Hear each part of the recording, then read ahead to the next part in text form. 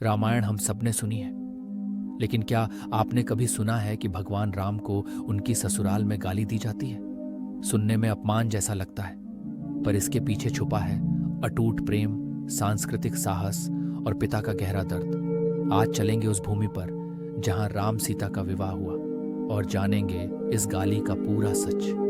पौराणिक कथाओं के अनुसार माता सीता का प्राकट्य हुआ सीतामढ़ी के पुनौरा धाम में धरती से, लेकिन उनका पालन पोषण हुआ राजा जनक के महल में, जनकपुर में। आज जनकपुर नेपाल में है, पर सांस्कृतिक रूप से ये मिथिला की आत्मा है। मिथिला के लिए सीता पहले बेटी है, जगत जननी बाद में। जब भगवान राम ने शिव धनुष तोड़ा तब जनकपुर में विवाह संपन्न हुआ। यह सिर्फ दो व्यक्तियों का नहीं, दो संस्कृतियों, दो मर्यादाओं और दो भावनात्मक संसारों का मिलन था।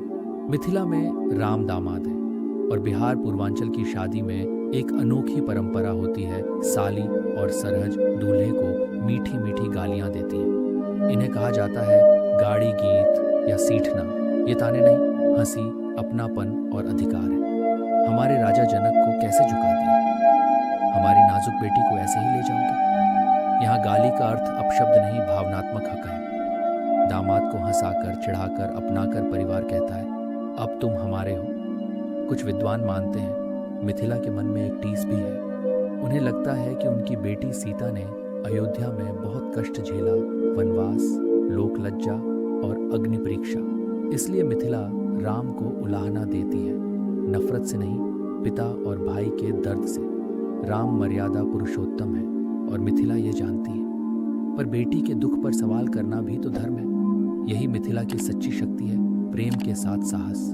ये परंपरा आज भी जनकपुर में विवाह पंचमी के दिन देखी जाती है। लोकगीत, हंसी, ताने, सब प्रेम में डूबे हुए। सच यही है, मिथिला में राम को कोई अपशब्द नहीं कहता। उन्हें दामाद मानकर सबसे ज्यादा लाड़ दिया जाता है। यह गाली दरअसल एक आशीर्वाद है कि हमारी बेटी सुरक्षित रहे, सम्मान पाए। तो अगली बार जब सुने राम को ससुराल में गाली दी गई तो समझिएगा ये अपमान नहीं, ये मिथिला का प्रेम पत्र है। आपको यह सच्चाई कैसी लगी कमेंट में बताइए। ऐसी ही ऐतिहासिक और रोचक कथाओं के लिए इस चैनल को सब्सक्राइब करें। जय सिया राम,